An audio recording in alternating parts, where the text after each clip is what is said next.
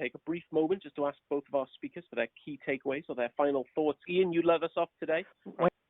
The space for continues to be challenging in the states. You still have an amalgamation of, in theory, state regulators, federal regulators, Financial Crimes Enforcement, the Treasury Agency, the Department of Justice, all of whom can be looking at the same set of events at the same time.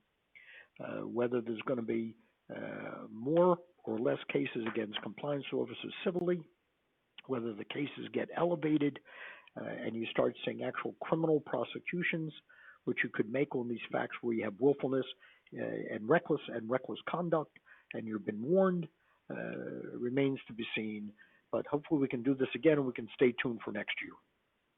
Thank you so much. And Dennis, before we wrap things up, perhaps you want to close us out with a few of your final thoughts as well. I feel that in Australia, at least, there will be an increased appetite to pursue large financial institutions. This occurred in many other jurisdictions approximately a decade ago, but so far the regulators have not really faced any resistance by the financial institutions.